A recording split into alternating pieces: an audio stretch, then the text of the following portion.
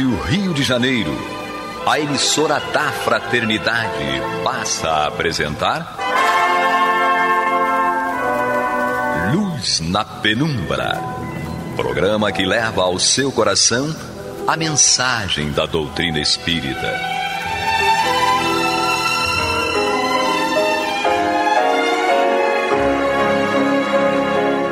E agora com vocês, Aloísio Guigino e Eduardo Araújo, para o estudo da obra O que é o Espiritismo, de Allan Kardec. Nosso abraço, os amigos ouvintes da Rádio Rio de Janeiro, emissora da Fraternidade. Estamos aqui mais uma vez, eu, Aloísio, com... Maria de Fátima Miranda. Hoje desfalcados aqui do nosso companheiro Eduardo Araújo, mas damos continuidade à nossa conversa a respeito do contido nessa obra, O que é o Espiritismo. Nós estamos no capítulo 2, Noções Elementares de Espiritismo, e estamos ainda falando do tópico dos médiuns. E estamos no item 66. E nesse item 66, Kardec nos coloca a seguinte reflexão.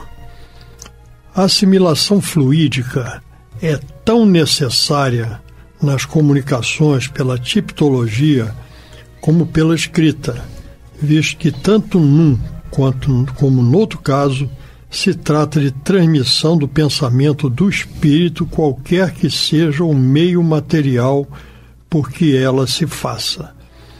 Então, nessa afirmativa de Kardec, nesse esclarecimento que ele faz, ele nos mostra que o fenômeno mediúnico, ele se faz de perispírito a perispírito.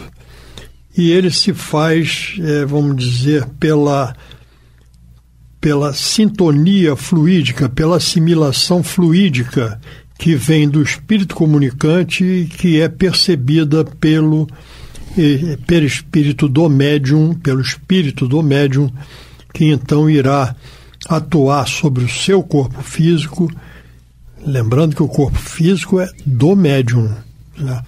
Nós temos aí só um parênteses, uma repetição sistemática do termo incorporação. Esse termo não é apropriado, porque na realidade o espírito comunicante ele não entra dentro do corpo do médium. Ele se faz sentir através do perispírito do médium para o espírito do médium, que aí irá, por sua vez, atuar no seu corpo físico. O corpo físico é do médium, não é do espírito comunicante. Então, não há uma incorporação. O termo incorporação, sim, in é dentro. Corpore, dentro do corpo. Não há. Isso é incorreto. Mas é um atavismo, é um costume, é um hábito que é repetido sistematicamente, apesar de incorreto. Então vamos, já que nós estamos estudando, vamos entender a terminologia correta, porque o fenômeno mediúnico ele se faz de perispírito a perispírito. E quem vai atuar para se fazer exteriorizar aquele pensamento, aquela mensagem do espírito comunicante, é o espírito ou a alma do médium, certo? E não o espírito comunicante entrando, incorporando no médium. Alguma coisa, Miranda? É a nossa pobreza de linguagem, né? Porque quando nós vamos observar em essência, nem mesmo nós, espíritos, estamos dentro do corpo. Nem mesmo nós, espíritos. Nós estamos ligados a um corpo de carne, que é a nossa ferramenta de trabalho. Mas quando nós vamos perceber, estudando os detalhezinhos, meditando, o espírito em si é energia pura. E você não tem como aprisionar energia. Por isso que precisa desse corpo, que é o perispírito, através do qual ele se liga. Então, ele está interagindo diretamente. O corpo físico é a instrumentação dele. É que nem um lavrador, não é? Ele pega a enxada, tem o cabo da enxada. Ele não tem como lavrar a terra sem ele segurar o cabo da enxada, mas ele não está dentro da enxada. Não é isso? Então nós vamos observar que o espírito em si é luz, é energia. Então o espírito encarnado, ele está ligado diretamente ao corpo físico, porque enquanto está encarnado, essa ligação é permanente. Na hora que os laços se romperem, tem o desencarne. Mas o espírito, nem nós espíritos encarnados estamos dentro. Agora, o nosso perispírito, que tem essa contrapartida mais densa, que faz essa junção, conexão com o corpo físico, e tem, ao mesmo tempo, essa contrapartida bem sutil, que faz absorver todas as impressões mentais, psicológicas, emocionais do espírito. Porque se o espírito é energia, ele não pode... Nós, espíritos, nesse momento, estamos nos manifestando no mundo material, no mundo físico. Mas, em essência, nós não estamos presos aqui. Não é? Nós estamos vibrando na faixa dos seres incorpóreos que... É essa energia. Agora, o que caracteriza o espírito encarnado é que ele se manifesta no corpo físico numa ligação permanente, enquanto está ligado ao corpo físico. Exatamente. E o corpo físico é a ferramenta de trabalho do espírito encarnado. Então, vamos lá. No item 67, você quer ler o 67? Vamos lá. Não se pode impor um médio ao espírito que se quer evocar, convindo deixar-lhe a escolha do instrumento. Em todo caso, é necessário que o médio se identifique previamente com o espírito, pelo recolhimento e pela prece, ou mesmo durante alguns minutos, e mesmo muitos dias antes, se for possível, de modo a provocar e ativar a assimilação fluídica. É um meio de se atenuar a dificuldade. Não, essa questão é muito interessante, porque um médium, ele não é um médium para qualquer espírito. Ele é um intermediário para a manifestação de um espírito desencarnado, mas com o qual aquele médium estabeleceu uma ligação fluídica de afinidade, de sintonia. Certo? Nós temos exemplos muito conhecidos, né, de alguns de nós, que, por exemplo, é o que aconteceu com Chico Xavier e André Luiz. Chico Xavier, em 1939, ele via sempre, quando se manifestava Emmanuel, que era o seu mentor, né, aquele que orientava sempre os trabalhos que Chico participava, e Emmanuel vinha acompanhado de um outro espírito que ele não sabia quem era.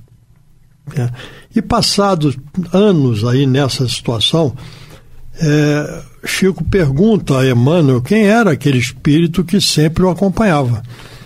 E Emmanuel diz que então aquele espírito ele pode ser identificado pelo nome de André Luiz. E esse espírito que passou a ser identificado pelo nome de André Luiz, ele levou 3 anos acompanhando Chico para estabelecer justamente essa sintonia, essa ligação fluídica possível para o trabalho que ia ser desenvolvido mais adiante.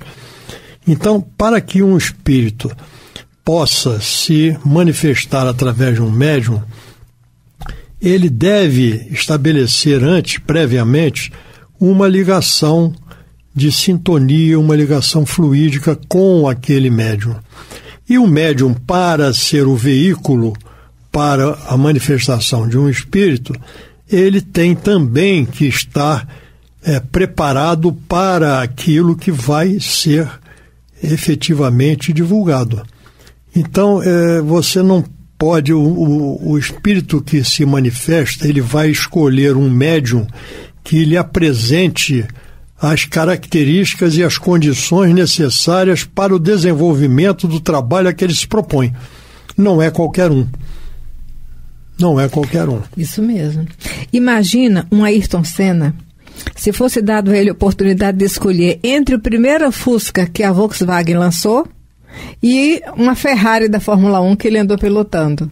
Então, para que ele pudesse exercer sua faculdade de piloto, né, sua função de piloto de Fórmula 1, ele não vai pegar o primeiro Fusca Agora, numa emergência, caso não tenha Ferrari e ele precisar se deslocar, ele pode até fazer uso daquele Fusca, muito momentaneamente, mas não seria o carro escolhido, porque não ia ter as condições necessárias. E nem ele poderá desenvolver todo o seu potencial. Todo o potencial que ele é portador. Então, as mensagens que vêm, se não vêm por um veículo, por um médium que lhe ofereça as condições, esta comunicação, este fenômeno, ele estará prejudicado. É muito simples da gente entender, até por esse exemplo que você deu, que é muito esclarecedor. Eu vi um amigo citando isso no estudo, eu falei, muito bom, ilustra bem. É muito bom porque nos leva a compreender como é que funcionam as coisas nessa ligação, nessa interação entre o médium e o espírito comunicante. Isso aí. É por aí. No item 68... Item 68. Vamos lá. Quando as condições fluídicas não são propícias à comunicação direta do espírito ao médium, ela pode fazer-se por intermédio do guia espiritual deste último. Neste caso, o pensamento não vem senão em segunda mão, isto é, depois de haver atravessado 2 meios. Compreende-se, então, quanto é importante ser o médium bem assistido, porque se ele o for por um espírito obsessor, ignorante ou orgulhoso, a comunicação será necessariamente adulterada. Quer comentar aí ou segue? Não, vamos comentar. Isso é muito comum, porque nós vemos, por vezes, algumas afirmativas de que é uma mensagem que um médium recebeu de Jesus, ou que um médium recebeu de Maria de Nazaré, ou que um médium recebeu do espírito que a gente sabe que é um espírito bem mais evoluído. Então, é exatamente onde se aplicam estas possibilidades que estão aqui descritas. Nós temos um intermediário. Quando a gente quer falar com uma autoridade, certo? A gente fala primeiro com quem? Com um chefe de gabinete, com a secretária, ou o que seja, certo? E aí, então, é que nós vamos ter a possibilidade de exteriorizar aquilo que nos levou até lá nessa busca. É a mesma coisa, quando os espíritos vão se manifestar e eles não têm, certo, a Ferrari que a Miranda falou, vão ter que usar um Fusca, mas a coisa que vai ser colocada é de grande importância e não deve ser adulterada, eles vão utilizar-se de um médium, ou melhor, de um outro espírito da sua confiança, certo? Aquele espírito que será então o porta-voz daquele pensamento que será então exteriorizado. Então é bom a gente ter essa compreensão, porque tá bem, a comunicação é de Jesus ou é de Maria, mas não é Jesus ou Maria que está realmente se comunicando, e sim através de um intermediário que proporciona esta oportunidade de haver uma escadinha, certo? Até que atinja um patamar que seja acessível àquele médium. Sim, e é interessante nos lembrarmos que existem exemplos, né? O Divaldo, ele narra de momentos em que a Joana serviu de ponte para que Teresa d'Ávila psicografasse Antônio de Pádua e o próprio Francisco através do Divaldo. Ele narra uma experiência que ele estava na Itália e Joana pediu para ele se concentrar, entrar em oração, e Antônio de Pádua psicografou uma mensagem onde Joana fez essa conexão. Porque apesar de todo o esforço moral do Divaldo, a vibração do Antônio de Pádua estava muito além do que ele poderia registrar para transmitir a mensagem, e a Joana se fez ponte. E nos lembramos também do livro Paulo e Estevão. Nós sabemos daquele encontro a caminho de Damasco, de Saulo com Jesus, mas depois o próprio Estevão fica sendo aquele que é o instrumento através do qual Jesus, não é, passa as diretrizes para Paulo. É o intermediário, né? A gente sabe que entre nós isso também funciona assim. É isso aí. Isso também funciona assim. Então, continuando aqui, nesse item 68.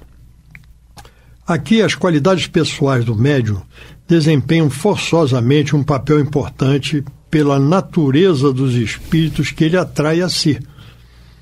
Os mais indignos médiuns podem possuir poderosas faculdades, porém, os mais seguros são os que a esse poder reúnem as melhores simpatias do mundo espiritual.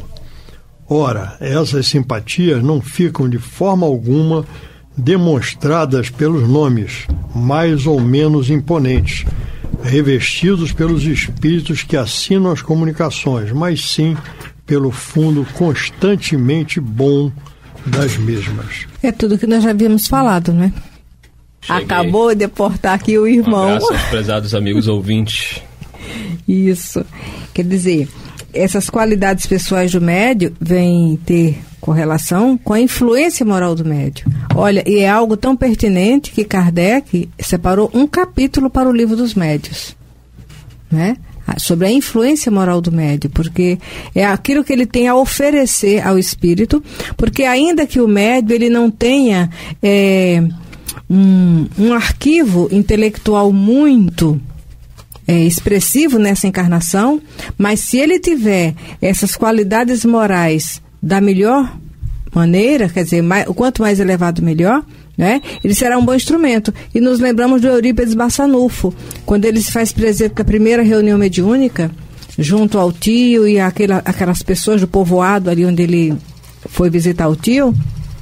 Enquanto ele estava acompanhando o momento da reunião, ele ficou pensando que um dos sonhos dele era de um dia poder, se ele pudesse, já que era uma situação onde a mediunidade estava muito bem colocada, se ele pudesse ouvir a explicação do sermão das bem-aventuranças através do Francisco, através de um evangelista. Interessante, né? Que ele pensa, ele não expressa isso verbalmente. Ele só pensou assim, como eu gostaria de poder ouvir uma explicação mais detalhada a respeito das bem-aventuranças pelo próprio João Evangelista. E um dos médios que estava ali presente, a pessoa que está narrando a situação, disse que era um médio analfabeto. Ele era um camponês ali.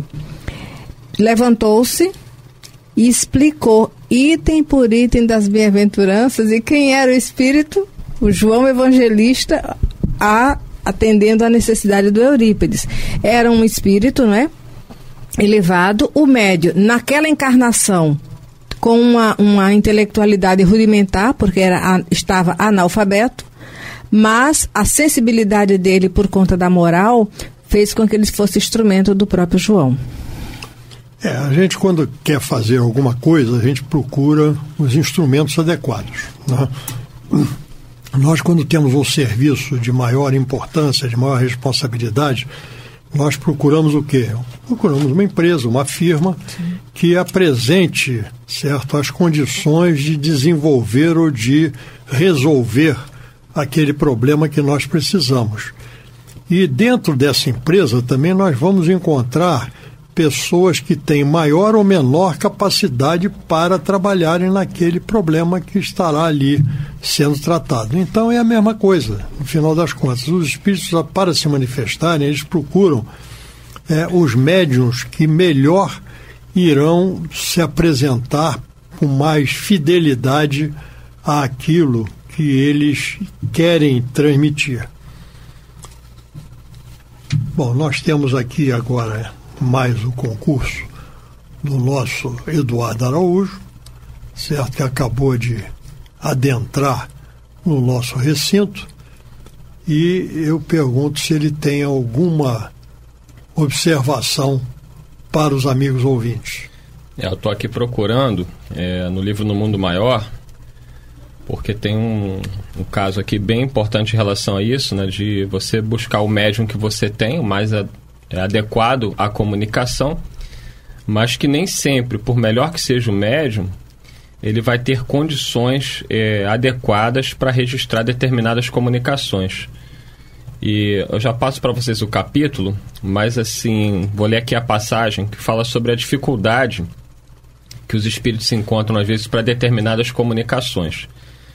E aí o benfeitor diz o seguinte: livro No Mundo Maior, Chico Xavier, pelo Espírito André Luiz.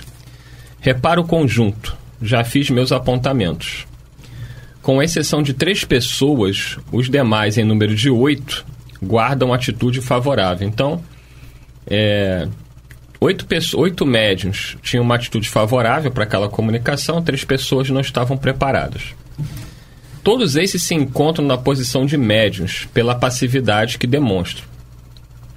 Analisa a nossa irmã Eulália e reconhecerás que o estado receptivo mais adiantado lhe pertence. Dos 8 cooperadores prováveis, é a que mais se aproxima do tipo necessário. Então, tinham 8 que eram favoráveis, 3 descartados, isso pelos benfeitores fazendo a avaliação. Desses 8, a Eulália era a que melhor se colocava na condição de receptora da mensagem que seria dada.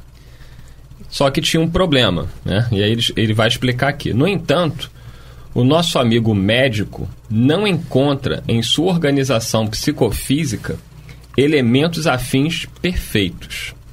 Então era a comunicação de um médico desencarnado e esse médico precisaria passar uma mensagem. Só que nenhum dos médios ali, na realidade, estavam preparados para receber a mensagem daquele médico. A Eulália era a que melhor se colocava para receber essa mensagem. Porém, ela não tinha na organização psicofísica elementos afins perfeitos.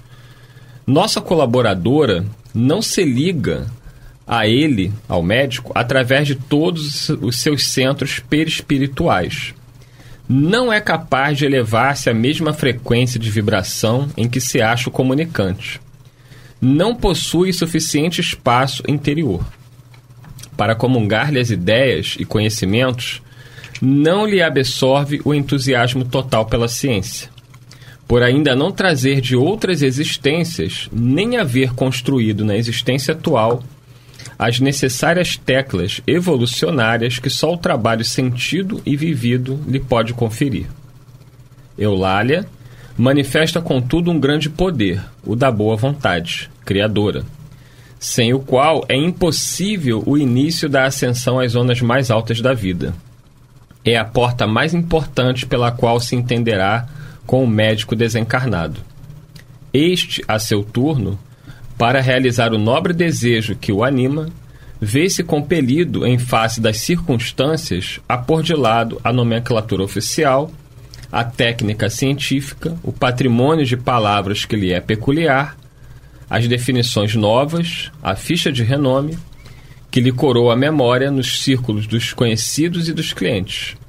Poderá identificar-se com Eulália para a mensagem precisa, usando também a seu turno a boa vontade, e adotando esta forma de comunicação, valer-se-á, acima de tudo, da comunhão mental, reduzindo ao mínimo a influência sobre os centros neuropsíquicos.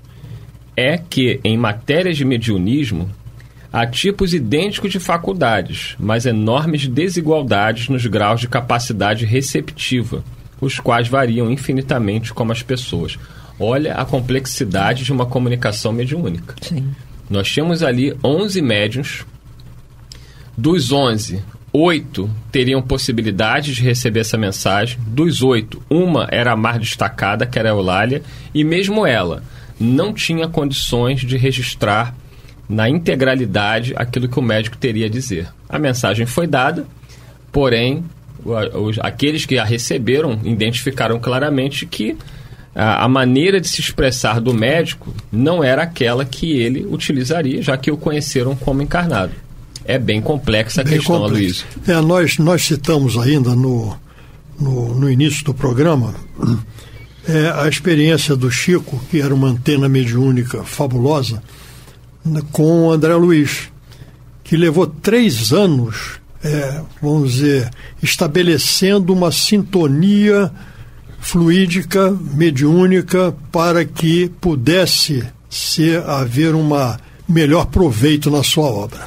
O tempo estourou, mas nós voltamos no assunto na semana que vem. Muita paz a todos. Muita paz. Você está ouvindo o programa Luz na Penumbra.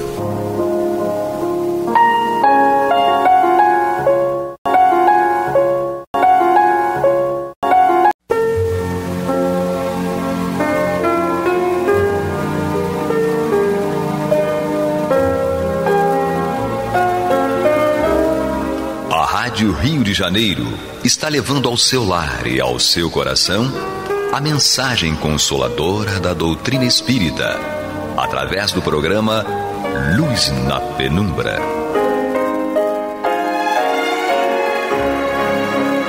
E agora com vocês, Bill Fabiano e Renato Souza, para comentar os textos da Revista Espírita de Allan Kardec no período de 1859 a 1869. Muito bem, prezados ouvintes da Rádio Rio de Janeiro, a emissora da Fraternidade, estamos chegando para mais um Luz na Penumbra, estudando aqui a Revista Espírita, os anos ímpares, né? Estamos ainda em 1859, ainda estamos em janeiro, né? Vai demorar um pouquinho, com muita calma, muita tranquilidade, para a gente poder estudar, e é sempre uma oportunidade muito grande de esclarecimento. Do meu lado, aqui, Bill Fabiano Cordeiro e Renato Souza. Isso, vamos juntos, essa parceria, né? Amigos de trabalho, uma pessoa quem eu tive a oportunidade de conhecer lá no Bezerra de Menezes. Já estava tudo combinado, né? Da gente se encontrar lá, né, Bill? Previamente, né? Tudo combinado, vamos nos encontrar lá no Bezerra, enfim, né? E estamos aí nessa caminhada, não é isso, Bill? Tentando fazer a nossa parte, né, Renato? Sim, com certeza, vamos lá. Bom, então vamos dar continuidade ao nosso estudo, de onde paramos na semana passada, né? Estamos vendo as questões com relação ainda ao mês de janeiro, né? A revista número 1 de janeiro de 1859, intitulada ASA Príncipe G, as questões que o Kardec endereçou a esse espírito, né?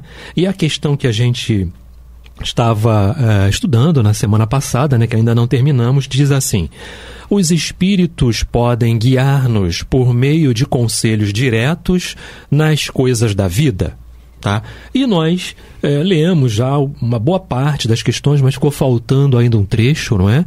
A gente precisa ler e comentar, e alguns parágrafos a gente precisa dar um pouco mais de atenção, porque são muitas coisas, é muito enriquecedor, e precisamos citar algumas obras, citar algumas passagens, não é? E trazer aqui.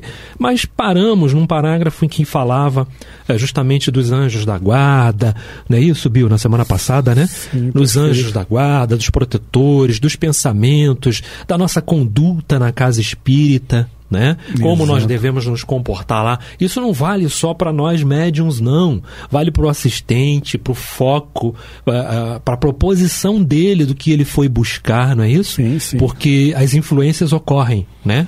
Sim, sim. E eu não vou lembrar eu nunca lembro as obras de André Luiz, eu nunca lembro. Se a Cris Teixeira estivesse aqui, ela lembraria. Sim, sim. Mas existe uma obra de André Luiz em que a espiritualidade se reuniu para fazer um trabalho de psicografia. Se o Renato lembrar, me traz aqui à luz, por favor, essa obra de André Luiz. Vou tentar. Só que, dentre os médios que estavam à mesa da psicografia, não tinha nenhum médium em sintonia para o trabalho. Mensageiros? Eu não lembro, honestamente eu não lembro. Sim, creio que sim. Mas, o que a espiritualidade fez? Foi buscar em assistência uma pessoa que pudesse dar o equilíbrio para a mesa mediúnica. Olha só. Por isso que o Renato falou muito bem, os médios, obviamente, né, esse é o primeiro ponto, tem que estar em sintonia com a espiritualidade. Sim. Mas também, os assistentes, né, Renato, não podem querer transferir a responsabilidade. Tipo, tô aqui, agora é com vocês, se virem aí, dê um jeito de vocês. E o médium nem se fala, né? O médium tem que entender que a oportunidade é nossa e não ao contrário. Bom, eu estou aqui, Bezerra, para ajudar o senhor. Ou Sheila, eu estou aqui para te ajudar. Agora aí, me ajuda também. Me ajuda a te ajudar, Bezerra. Imaginemos eu falando isso para o tio Bezerra, né? Tio Bezerra, me ajude a te ajudar. Não tem cabimento, né? Quando a gente adentra aquele solo sagrado, que eu costumo dizer, né, Renato? Quando eu piso naquele solo sagrado, a oportunidade é minha, pô. A oportunidade de servir e de serviço, como diz Emmanuel, é toda nossa. Então, nós temos que agradecer, sim. A melhor maneira que nós temos de agradecer a espiritualidade é aproveitando da melhor maneira possível aquilo que eles estão nos ofertando. E o assistente também. Quando chegar ali, né, Renato? O Renato sempre abre as nossas palestras lá do dia de sábado, pedindo silêncio, porque, lógico, nem sempre o silêncio é uma pressa. Às vezes a pessoa está em silêncio, mas ela está em ebulição, implodindo por dentro. Perfeito. Mas de forma geral, você quando está em silêncio, denota-se que você quer pelo menos buscar uma serenidade. Então, quando você adentrar uma casa espírita, busque o teu silêncio interior, busque a sintonia, né, Renato, com a espiritualidade maior, para que você possa ser um bom catalisador, a palavra é essa, um catalisador das instruções dos espíritos. Sim, com certeza. É super importante, né? Esse trabalho, essa condição de você se colocar, né? De você se colocar como ferramenta, não é? É importante a gente citar uma coisa, Bill. E a gente, como é que vai aparecendo, né? Muita coisa para falar. Sim. De determinados assuntos que o Kardec traz para a gente. O trabalho nunca é de um só. Sim. Não é? Então, em determinado trabalho de socorro, tá? Pode passar por mim. Você, no nosso caso, falando do médium lá, né? Do médium lá, que eu digo, o médium que está lá trabalhando efetivamente, não é? Membro da casa. O trabalho pode passar por mim, por você e por mais outros tantos médiums. E os demais permanecem naquela corrente de fortalecimento, de amparo do trabalho que está sendo feito, não é? Amparando o espírito que está se apresentando, desajustado, por muitas vezes traz, né, profundas chagas, profundos problemas, sim, não é? Para serem equacionados, tá? E passa por todos, não passa por um só, não é? Então, daí a importância, assim, de você estar ligado no outro e querendo sempre o melhor para o trabalho, né? Sim, você lembrou muito bem, me fez lembrar aqui também agora do Hermínio Miranda, né? Uhum. Ou melhor, perdão, Manuel Filomeno de Miranda, no livro Qualidade na Prática Mediúnica, que ele fala justamente isso. Doutrinadores, no caso eu e o Renato somos doutrinadores, nós não podemos estar ali fora da ativa, digamos assim. A gente tem que estar ligado em tudo na corrente. Perfeito. Né? Uhum. Ou seja, nós não estamos, entre aspas, tá? Em todas as aspas, nós não estamos trabalhando mediunizado. Nós não estamos trabalhando mediunizado propriamente dito. Nós estamos atentos a uma queda, a doutrinação, a conversação com o espírito que aparece, né, Renato? Mas o trabalho, efetivamente falando ali, é da corrente, o equilíbrio da corrente, dos assistentes, porque se o assistente ficar ali durante a corrente de desobsessão, nosso caso lá é aberta, conversando, isso vai desassociar a intuição do médium que está ali, do médium que está na corrente, o médium correntista, por exemplo, o médium passista, ele não vai conseguir criar uma conexão, né? Porque o barulho está muito forte, e não vai ajudar também o doutrinador, porque o doutrinador precisa do médium correntista em equilíbrio para que ele possa conduzir aquela conversação, né, Renato, com o espírito de forma tranquila. Porque se o doutrinador estiver prestando atenção, ou o doutrinador não estiver em sintonia também com a espiritualidade, estiver pensando em outra coisa, ele não vai captar aquela orientação do seu mentor, que passa primeiro pelo seu mentor, depois vai trazendo para você as orientações, para você conduzir, né, Renato, aquela conversação de maneira que o espírito também entenda, né, que ele entenda. Estava até conversando agora com o Vitorino sobre isso, né, que às vezes o Filomeno fala muito isso. Você não usar jargão espírita, né, Renato? Qualidade na Prática Mediúnica é muito específico nisso. Não usar jargão espírita, como espírita. Você desencarnou, o cara não sabe nem que é desencarne. Não sabe. Perfeito. Né? Não falar coisas específicas da doutrina, é fazer o próprio espírito entender a situação dele, perguntando: você sabe o seu estado? Por que as pessoas não te respondem? Por que as pessoas não te veem? Você estava internado? Você estava num hospital? Você estava em coma? Você tem ideia da sua? Ou seja, você tem que trazer para o espírito a responsabilidade de entender o que está acontecendo com ele, não você despertá-lo, até porque é uma forma de faltar com a caridade, né, Renato? Você chegar para o cara: você desencarnou, meu amigo. Abre os olhos aí, se vira. Desencarnou, agora, opa, passa para outro. Não é assim. Não, né? Tem que ter muita cautela, né? Muito cautela, humildade, serenidade e, sobretudo, caridade, que é para isso que nós estamos sendo treinados, né? Para caridade, né? Sim. Você falou muito bem. Teoricamente, nós não estaríamos mediunizados. Teoricamente. Sim. Mas precisamos estar ligados, era isso que eu queria chamar a atenção, tal qual o Cristo sempre nos ensinou. O Cristo realizou muitos trabalhos, muitas tarefas, não é? Mas sempre ligado onde? No mais alto. Conexão total. Numa conexão total. E nós precisamos estar nessa conexão, ainda que não estejamos mediunizados propriamente dito, teoricamente falando, mas estaremos sim ligados ao mentor, ao guia espiritual ali, para poder estar fazendo aquele trabalho, sem dúvida. Bill, vamos lá então? Vamos começar então o último parágrafo daquela primeira pergunta, que fala lá da natureza das respostas. Vamos lá então. A natureza das respostas depende muito da maneira de fazer as perguntas. Isso é um ponto de atenção também, né? Às vezes a gente pergunta, pergunta abóbora e o cara responde carne, você não está sabendo perguntar, ele não está sabendo responder, eu fico com a primeira opção, você não está sabendo perguntar. Então a gente tem que ter um cuidado tremendo também com o tipo das perguntas. E deixar falar.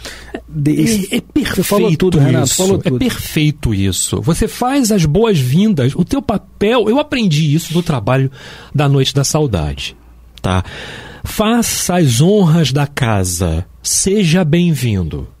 Se for espírito que esteve aqui num corpo feminino, vai falar. Ou se o espírito não está ligado nisso, ele vai começar a falar, a esboçar alguma coisa, um choro, uma gargalhada, enfim, não importa. E dali para frente você vai sim ligado ao teu mentor, aos guias espirituais, ali você vai tendo o que falar de acordo com a reação, né? Exatamente.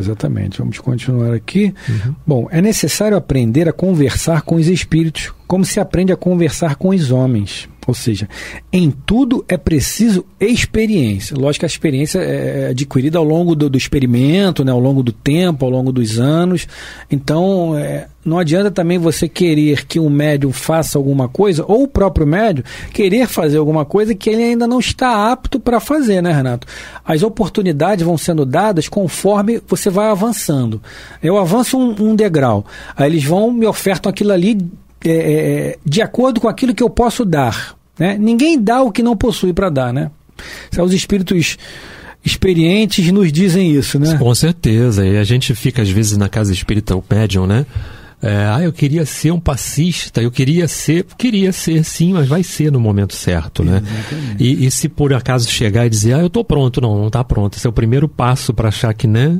Coisa. Então é devagar. Exatamente. As responsabilidades são grandes, que saudade de correntista. Meu Deus. Né, Bill? Que saudade, meu Deus. Que saudade. Para quem não sabe, a nossa casa os médios começam labutando mediunicamente como correntista, depois passam para passista, depois passe curativo, e aí, enfim, só o problema. Só o problema.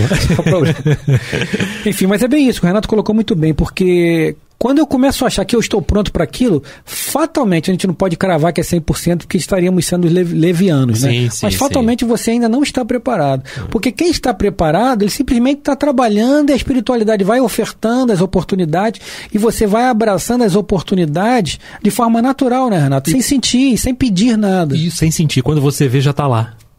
Né? Já está lá. Né? Exatamente. Já está lá. Bem, meus irmãos, estamos no programa Luz na Penumbra. Eu, aqui, Renato Souza e Bill Fabiano. Dessa vez a gente inverteu aí.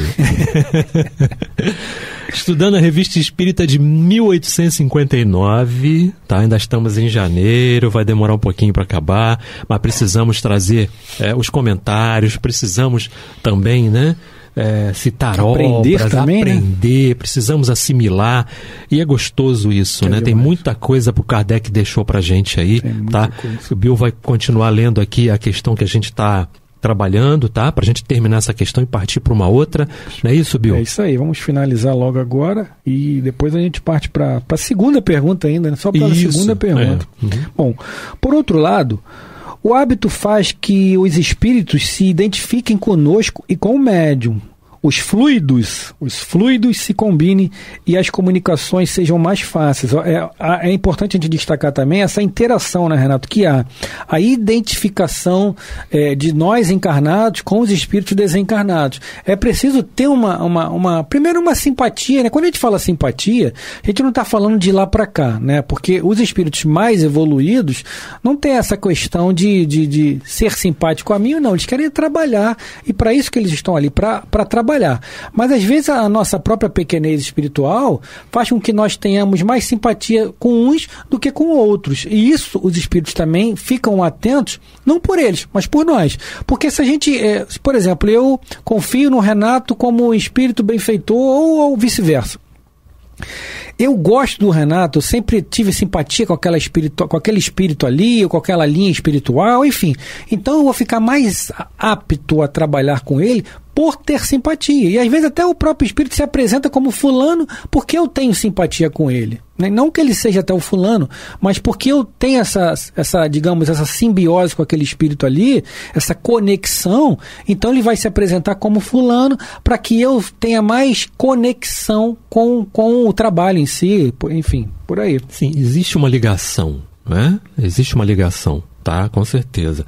Você parou em os fluidos se combinam. Sim, tá? sim. Se combinem, né? E as comunicações sejam mais fáceis. Isso, então, tá. Mais algum apontamento, Renato? Não, é isso aí mesmo que você falou. É isso aí, com certeza. E às vezes a gente pensa assim, nossa, mas o espírito... você sente às vezes a presença de um espírito, não é? Acontece, a gente tem muitos relatos a respeito disso, principalmente no trabalho da psicografia, em que você falou no programa passado, não é? Um espírito pode chegar, falar com você, não é? Você ter a intuição, ter a informação daquele espírito, e dizendo, eu vou deixar um recado, vou passar um bilhete, vou passar alguma coisa. Tudo bem, você diz, tudo bem, mas não é você quem vai escrever. Você vai auxiliar de uma outra forma. Quem vai escrever é o outro médium. Exatamente. Justamente por causa de combinação de fluidos apropriados para aquilo. Mas aquele espírito, para chegar até ali, necessitou do teu fluido, sim, da tua qualidade de médium, do teu tipo de mediunidade e da mediunidade do outro. Então nunca é um trabalho de um só, não é? E isso a gente vai de impacto, né, muito forte, Bill, na questão da vaidade, do orgulho, não é? Sem dúvida. Vamos em cima disso. Nunca é de um só, é sempre trabalho de corrente. Sim. E é isso que nós precisamos entender. Nunca de um só. Eu preciso que outros se envolvam, né, numa mesma corrente de pensamento positivo, numa mesma corrente do bem. Sim, né? Sim. Jesus trouxe 12 elos. Né? E formou-se uma corrente. Isso. É o que a gente sempre fala lá no posto, né? Nós somos elos. Sem um elo já não é mais corrente. Então é necessário que todos estejam empenhados numa sintonia. Não importa se tem simpatia com A, com B ou com C. Você não está ali para ter simpatia, você está ali para evoluir primeiramente, para aproveitar a oportunidade e para transmutar essa oportunidade em ajuda ao próximo. Para isso que nós estamos ali, para trabalhar em nome de Jesus, que a luz do Cristo sempre deve brilhar. Com certeza. Vamos continuar aqui, Vamos Renato? lá. Bom, então entre eles e nós estabelecem-se verdadeiras conversações familiares. O que não dizem num dia, falarão no outro. Habituam-se à nossa maneira de ser, como nós a deles. Ficamos reciprocamente mais à vontade. Quanto à ingerência dos espíritos maus e dos espíritos enganadores, o que constitui o grande escolho, o grande obstáculo, a experiência nos ensina a combatê-los e podemos sempre evitá-los. Se não lhes damos atenção, eles não vêm, porque sabem que vão perder tempo.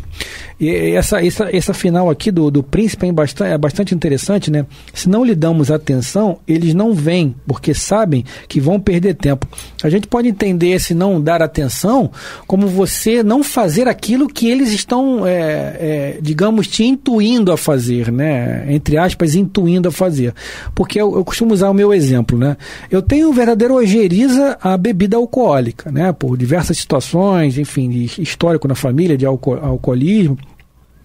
Então o espírito nunca ele vai tentar me fazer beber, ingerir uma bebida, porque ele sabe que vai perder tempo ali. Lógico, ele vai procurar outras maneiras, até mais fáceis até de fazer eu cair, que fatalmente eu irei cair devido à minha pequenez espiritual. Mas por aquele prisma ali, por aquele ângulo do alcoolismo, ele vai perder tempo. Então ele não vai, se ele for um espírito só que gosta de se locupletar com as emanações alcoólicas, ele vai simplesmente se afastar de mim, porque ele sabe que ali ele não vai ter morada, né, Renato? Sim, sim. E a gente entrando, né, e falando um pouquinho de obsessão, porque o assunto, né, requer, sim, né, requer. E é uma questão muito evidente em todos nós, né? Muito evidente. Hoje em dia, né? E hoje em dia, sim, você tem um trato mais aberto para falar sobre isso, não é? Você tem mais facilidade de procurar o tratamento e tudo mais. Eles vão agir sempre naquilo que vai encontrar em você. Se você tem facilidade para cair naquilo, opa, é ali que eu vou pegar o Renato, não é? Se o Renato gosta de comer doce, opa, Renato, ali, aquele docinho. E não você, é o seu eu caso, vou olhar, né, o doce. Não é o seu caso. Não é o meu caso, né? Então, então eu vou olhar o doce, já vai bater aquela vontade, ele vai ficar ali. Come o doce. Porque é uma coisa que já existe em mim, sim, não é? É dessa forma que eles agem. Nossa, eu estou sofrendo uma obsessão, né? Mas a obsessão começa com a auto-obsessão. Exatamente. Ela vem de dentro de nós. Então é essa questão que a gente quer levantar aqui, que o Kardec deixa claro e o príncipe responde para ele, né? Muito bem, não é? Sem Exatamente. dúvida. Essas questões de ligação de pensamento na hora. Eu vou dar ouvidos a quem? A sugestões de quê? Do mal? É preciso observar. Citamos isso no programa anterior, né? Observa o que está sendo sugerido. O meu mentor disse para eu fazer isso. O mentor não vai mandar você fazer isso. E nós já lemos isso aqui lá no início da resposta do príncipe nessa questão, em que eles, quando veem que você não dá ouvidos, não é? Eles se afastam. Eles vão chegar sempre de uma forma sugestiva para você, não é? Você vai receber uma informação e pode ocorrer, mesmo que você não tenha pedido, mas até por uma misericórdia, por um merecimento, benfeitor espiritual chegar para você e dizer assim, porque existe a questão do livre-arbítrio. E na hora você escolhe esse ou aquele caminho. E ele vai chegar para você e vai dizer assim, olha, não é? Tem certeza? Tem certeza que é isso mesmo que você vai fazer? Então observa, pensa. Mas às vezes a gente não tem muito tempo para pensar. Mas precisamos amadurecer nesse sentido. Exatamente. Não é? E como é que a gente amadurece nesse sentido? Né? É estudando, é se esclarecendo, é observando. Eu preciso observar o todo. Não é? Eu preciso observar o ambiente. Eu preciso tomar esta decisão. Mas essa decisão vai afetar o Ronaldo? Né? Vai afetar o Bill? Né? Ronaldo que está nos auxiliando hoje aqui, né? No nosso programa. Se não fosse ele, a gente não estaria aqui. Pelo amor de Deus. Não é isso? Então vai afetar quem? Né? Então eu preciso, naquela fração de segundos, né? Pensar nisso, deliberar, eu preciso colocar de uma certa forma. Na dúvida, pergunta sempre o que Jesus faria. Exatamente. O que Jesus faria? É isso, na dúvida. E eu acho que, até para a gente finalizar, né, o programa de hoje, o que a gente tem que entender, né, Renato, que se a gente tiver uma resposta efetiva do nosso mentor, falar, faz isso, desconfiemos. Sim. Desconfiamos. Sim. Porque ele, como o Renato falou, ele vai sempre sugerir alguma coisa, algum caminho. E a gente precisa estar em conexão com ele para que a gente possa entender o melhor caminho. Porque se alguém nos sugerir, falar, faz isso, é complicado da gente fazer, porque fatalmente não é um espírito comprometido, não é o nosso mentor. Pode ser até um amigo nosso, mas não é um espírito comprometido com a verdade. Porque os espíritos comprometidos com a verdade, eles sabem que nós temos o nosso livre-arbítrio. E se ele sugerir alguma coisa para mim que vai dar errado, olha só. Aí eu vou falar, a culpa não foi minha não, foi do meu mentor, Deus. Eu não posso pagar por isso. Então, eles, é com você. Mas pode ser por ali, mas também pode ser por aqui. Eles poderiam dar uma resposta mais específica para a gente, né? Só que não é assim. O livre-arbítrio tem que, sobretudo, ser respeitado. Tem uma coisa que acontece muito, né, Bill, que é a questão do paira na sua mente, no seu pensamento, uma dúvida, ou então aquilo assim, uma interrogação. Pensa se é isso mesmo. Exatamente. Porque quem arca com as consequências somos nós mesmos. Exatamente. Não é isso? E a gente chegou ao final do programa e vamos deixar aquela pergunta que você, para fechar o programa, né? O que Jesus faria no nosso lugar? Pense dessa forma. Com certeza. Bom, estamos chegando ao final de mais um Luz na Penumbra, passa muito rápido, né? Isso, próxima semana estaremos aqui. Acho que a gente ainda não vai terminar a revista de janeiro ainda não, né, Bill? Não. Então tá bom. Próxima semana estaremos aqui. Muita paz a todos, Bill. Beijo no coração de todos, até a próxima semana, se assim Deus permitir.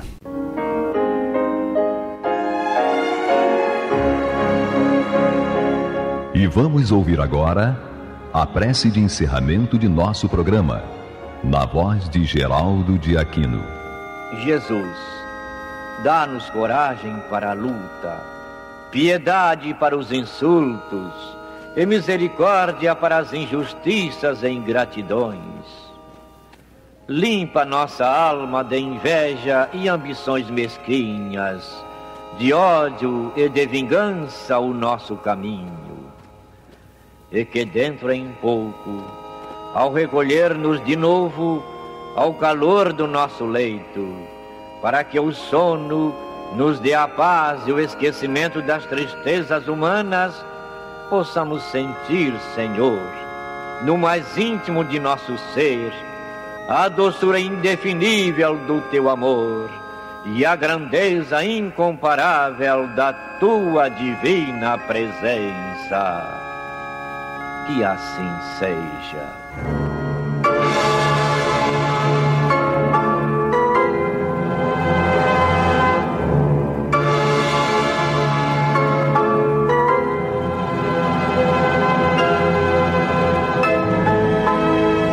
Acabamos de apresentar o programa Luz na Penumbra, que voltará a ser apresentado na próxima segunda-feira, às 21 horas, nesta emissora.